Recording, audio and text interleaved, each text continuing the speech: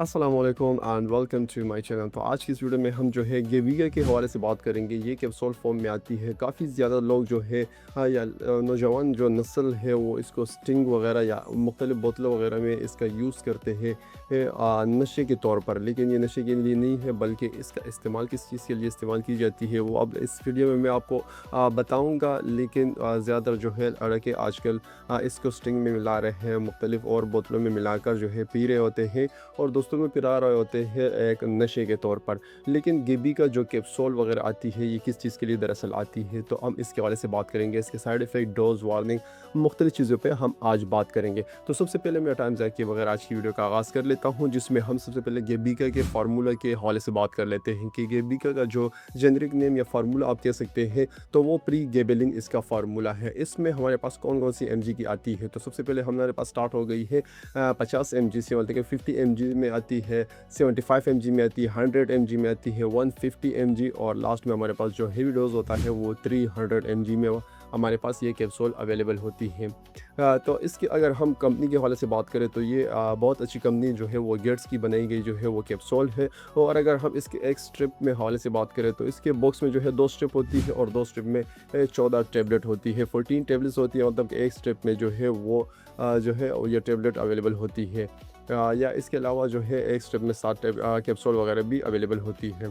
तो ये तो हुए इसके एक ओवरव्यू। अब हम बात करेंगे इसके यूजेस के हवाले से कि ये किन कंडीशन में इसका इस्तेमाल कराया जाता है। तो सबसे पहले जो असाबी वगैरह दर्द होता है, जो आपके नर्व पेन वगैरह होता है, ये उसके लिए ये क्या जो है इस कैप्सूल का इस्तेमाल किया जाता है, लेकिन मुख्तलिफ और मेडिसिन के साथ इसका इस्तेमाल कराया जाता है।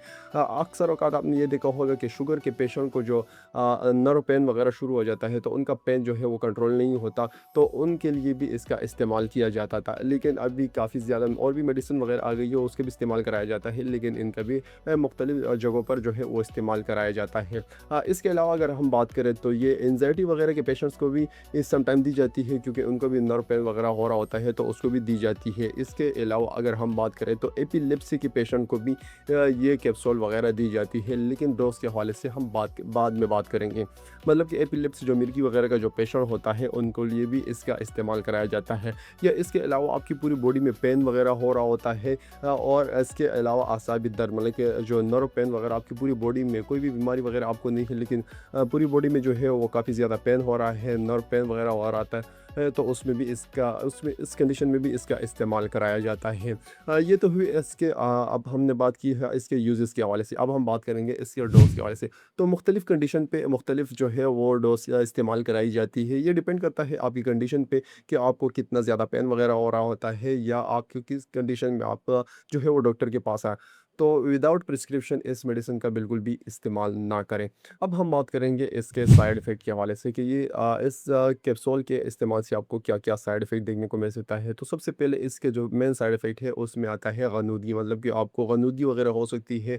और इसके अलावा आपको नज़र वगैरह जो है ये भी धुंधलापन हो सकता है, मतलब कि आपको चक्कर वगैरह आ सकता है, आपका मुँह खुश्क हो सकता है। ये मुख्तलिफ़ कंडीशन इसमें हो सकती है, या आपको इससे की वजह से आपका स्टमक वगैरह जो है वो भी अपसेट हो सकते हैं। ये तो कुछ कॉमन जो है साइड इफ़ेक्ट है। अगर इसमें से आपको कोई भी साइड इफ़ेक्ट देखने को मिले तो आप इसका इस्तेमाल ना करें।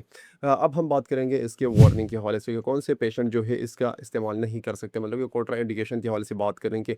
तो इसको प्रेगनेंसी वगैरह में भी इस्तेमाल नहीं कराया जाता, और बच्चों को भी इसको बिल्कुल भी हरगिज़ नहीं दिया जाता। और इसके अलावा मुख्तलिफ और भी कंडीशन है, जैसे किडनी या लिवर का पेशेंट वगैरह या हार्ट का पेशेंट वगैरह हो जाता है, तो उनको भी इसका इस्तेमाल नहीं कराया जाता। इस कैप्सूल का इस्तेमाल जो है वो डॉक्टर के प्रिस्क्रिप्शन के मुताबिक ही इस्तेमाल करें तो काफ़ी बेहतर है। आई होप कि इस वीडियो से आपको काफ़ी ज़्यादा इन्फॉर्मेशन मिल गई होगी। मज़ीद किस टॉपिक पर या किस मेडिसिन पर वीडियो बनाऊँ, आप मुझे कमेंट बॉक्स में बता सकते हैं, या इसके अलावा अगर आपको कोई सवाल वगैरह है तो वो भी आप पूछ सकते हैं। मिलते हैं एक नई वीडियो में, तब तक के लिए अपने और अपने प्यारों का ख्याल रखें। अल्लाह हाफ़िज़।